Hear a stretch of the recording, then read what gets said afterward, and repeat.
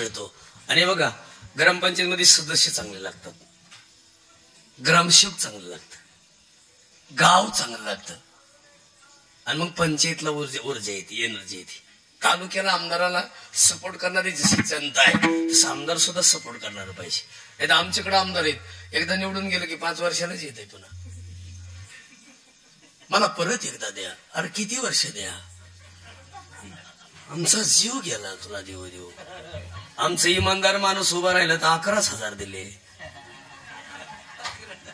खऱ्याची माय मेली, खऱ्याला माय नाहीये, खरं अनाथ झालंय आणि भामट्याचा बाजार जास्त आहे. खरं सांगू साहेब, पक्ष म्हणून जर लोकांनी निवडणुकीला मतदान केलं तर ते चुकीचं आहे.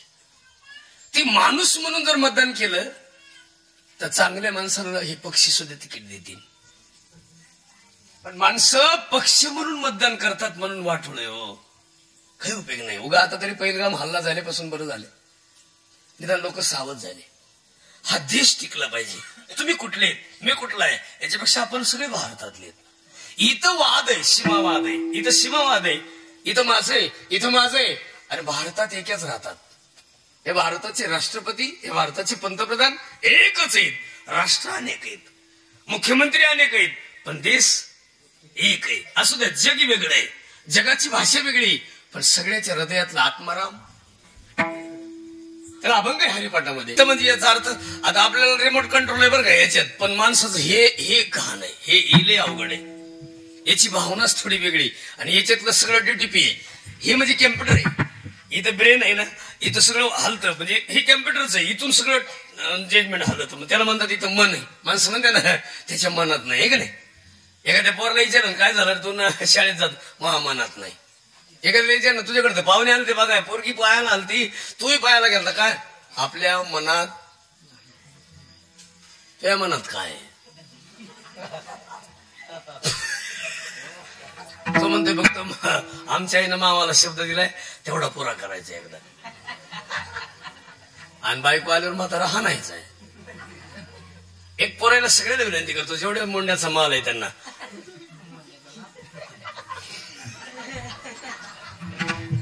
मोंड्याचा म्हणजे इकरीचा माल आहे हा. 4 लाख 2 लाख 1 लाख 2 अंगठ्या आता राहिलं नाही ते बी, आता नाही राहिलं. आता पोराची आई काय म्हणते माहिती, मा पप्या पिवळा करायचा आहे, तू तुझा पप्या पिवळा करच. एकदा तुझा पप्या पिवळा झाला की तू नक्कीच लाल होणार. आणि पहिल्याच वर्षी सून आल्यावर बाया दिंडीत जाते, त्याला विचार कस काय, नको ग बाई चला दिंडीत. आता मग तू इतके दिवस काय भूकंपात गेलती का तुला आता नाही. आणि मग दिंडीत उड्या हानी ती, तुळसच घेती, फुगड्याच खेळती, आणि आल्यावर मग ती तोंडाला चवच नाही राहिली. आणि बघा दिंडीत आल्यावर आणि सप्ताह झाल्यावर जर कोणी मंसार केला ते असं वाकडं होतं बघा. असं कधी करायचं नाही. एकदा वारी वारी, एकदा सप्ताह आणि एकदा दिंडी. आता या सप्त्यातून फळ काय मिळालं पाहिजे, सगळं गाव सोजवळ झालं पाहिजे, असं मोकळं. कुणाचं घर अडवायचं नाही, कुणाची विहीर अडवायची नाही, बघा बरं का. कुणाचं शेतात जाणार जनावर अडवायचं नाही, कुणाचं पायवाट अडवायची नाही, आणि सगळ्यांना मोकळ्या मनाला म्हणायचं बस या या. असू द्या. आता तुम्हाला मी खोटं बोलत नाही. आमच्याकडे एक काकरी आली, आमचे चुलत भाऊ आहे, त्यानं कापसाची काकरी अशी लावली इकडं. मी वारीत होतो, लागली. मला त्याचा फोन आला, ते म्हणजे काकडी तुझ्याकडे गेली, पण तू जर आला किंवा दादा जर आले तर तू काही इकडं म्हणजे मोडू नको बा. नाही एका काकडीनं काही तुला लाख रुपये मिळणार आहेत का. त्याला काय होत, पुढच्या वर्षी माहिती आहे कोणी येईन.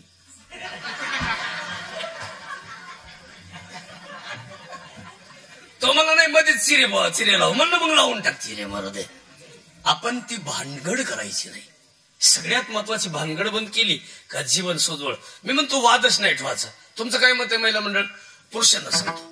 आपल्या मामाशी आपला वाद कोणामुळे लागला, आपला भाऊ आपल्यासोबत शाळेत होता, वही कमी पडले त्यानं दिले, पेन कमी पडला तरी त्यानं दिला, आणि सगळं दिलं त्यानं, सपोर्ट केला. एक दिवस पोरानं मारलं, त्यानं पोरग उचलू आपटीला का नाही.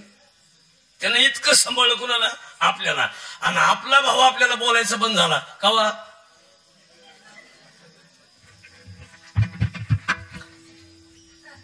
आता लय खास बरं महिला मंडळ, तुमच्यामुळे लय खास झालं. तुम्ही आल्यापासून आमची आई आम्हाला बोलायची बंद झाली.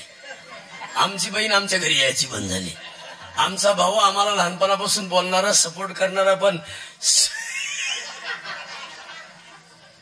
तुमच्यामुळे हे लई खास काम झालं.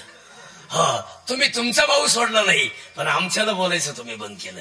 तुम्ही तुमची बहीण सोडली नाही, पण आमच्याला बोलायचं बंद केलं. तुम्ही तुमचे आई वडील रोज येतात तुमच्याकडे, पण आमची यायची बंद झाली. किती तुम्ही लक्ष्मी आहे. बाया म्हणतात आमच्या लक्ष्मी सून. आता एक तर बाई म्हणत होती आमच्या सोनासारखी अख्या गावात सून नाही, पण तुझी प्लॅस्टिकची का? अरे सून म्हणजे सुन प्लॅस्टिकची का? आता तुम्ही इथून पुढे एक सावध व्हा बरं. कवा मी म्हणतो मी आता इकडे कीर्तनाला आहे, आमचा सासरा आमच्या घरी आलाय, काय गरज आहे का त्या डांगराने यायची?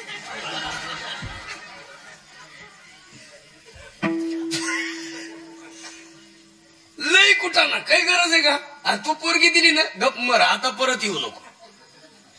काय गरज आहे? त्या पोरगी एकदा दिली का दिली, हे डंगर डोंगर फोन करीत काय केली भाजी, खेकडं केलेत म्हणली ती. तुला काय येड लागलं का काय? खाऊ दे ना तिला सुखाचं. ह्या पुरीच्या आया फोन करू करू पुरीला डोक्याला म्याड करायला. आणि तुम्ही मला खरं सांगा, मी खोटं बोलत नाही. ज्या घरी गेला त्या घरी कल्याण करावं माणसाने, त्यांचंच कल्याण व्हावं. आमचे विठ्ठलपंत आहेत आणि रुक्माई माता आहे. गरीबाचं लेकरू आळंदीतलं आणि विठ्ठलपंतांना दिलं. विठ्ठलपंतांची इच्छा नव्हती ती त्यावेळेस, पण दिली. स्वप्न साक्षात्कार झाला आणि मिळाली पत्नी. 3 मुलं आणि 1 रत्न मुलगी झाली. काय वाईट झालं? काय वाईट झालं? एवढं सुंदर तिला मिळालं. किती भाग्यवान आहे. आणि एवढं मिळून सुद्धा मुलाला न बघता पतीसोबत आत्महत्या केली. असं कोण करतं का? असं कोण करतं? आमचे छत्रपती शिवाजी महाराज आहेत. शहाजी राजांना सांगितलं होतं तुम्हाला शिक्षा आहे. कशाची? मराठी भाषेत जायचं नाही. ते म्हणजे कर्नाटकात राहीन, नाही जाणार मराठी भाषेत. पण छत्रपतींनी स्वतःची पत्नी आणि शिवबा पुण्यात पाठवले.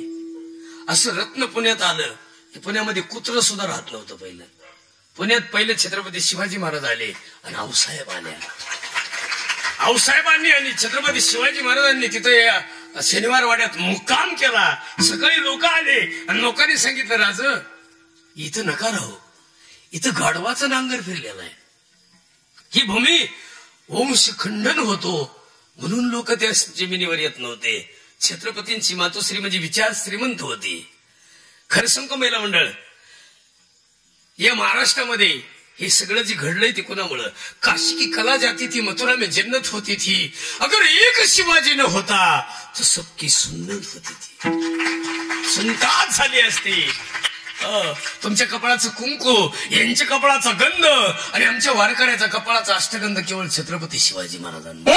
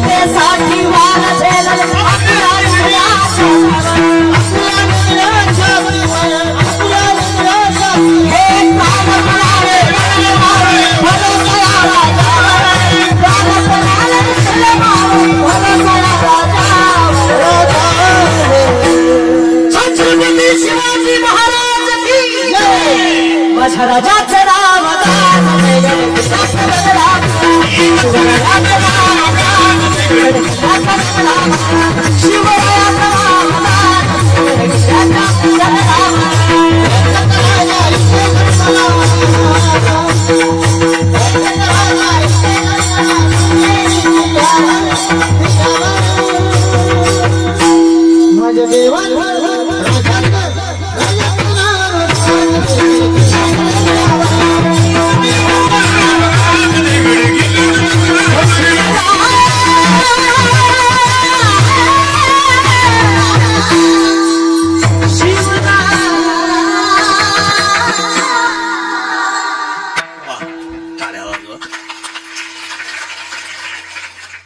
इतकं सुंदर असं गीत रचणार किती गोड रचलं असं.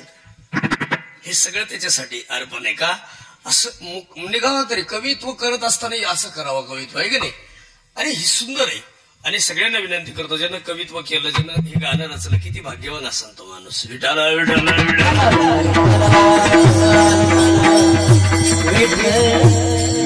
सगळे पाटील सरदार सगळे भेटायला यायचे. आऊसाहेबांना सांगितलं हे मला मान्य नाही. आऊसाहेबांनी एकाला विचारलं काय करावं लागत. त्यानं सांगितलं ही जमीन सोन्याच्या नांगरानं नांगरावं लागते. सोन्याच्या. आऊसाहेबांनी ठरवलं सोन्याच्या नांगरानं नांगरायची. सोन्याचा नांगर म्हणजे किती तोळे सोनं लागल. संध्याकाळी आऊसाहेब म्हणजे विचार श्रीमंत होत्या. तुम्ही सुद्धा विचार करत जायचा. मी मर्यादित विचार करत जाऊले. लोकांनी कंटिन्युटी विचारावर राहत जावं. असं सुंदर पण रोज नवीन विचार. विहिरीला जसं रोज नवीन पाणी येतं तो विचाराचा भाव आहे. आऊसाहेबांनी विचार केला एवढा मोठा नांगर आणि एवढं सोनं लागण्यापेक्षा नांगराला फाळ असतं ना. फाळ काय आणि नांगर काय. सकाळी विचार केला नांगराचा फाळ बनवायचा. एका पाटलानं सांगितलं मी देतो फाळ. ते म्हटले तुमचं नको. महिलांनी सगळ्यांनी गळ्यातले दागिने मोडायला दिले आणि त्या दागिन्याचा सगळ्या रयतेचा मिळून फाळ बनवला. आणि त्या सोन्याच्या फाळानं आणि लोखंडाच्या नांगरानं आणि छत्रपती शिवाजी महाराजांच्या हातानं ही पुण्यातली भूमी नांगरल्यापासून त्या पुण्यात काही कमी नाहीये. हे पुन्हा जे दिसतं का नाही ही छत्रपतींच्या पायानं पवित्र झालेली भूमी आहे. हे धाराशिव आहे. आता आपण काही भाग्यवान माणसं आहे. पण आता आपल्याला कळलं नाही याला काय करावं. आपण रोज नवीन विचार करा. असं आता हे सरपंच साहेब मी महाराष्ट्रावर फिरतो असं पाहिजे.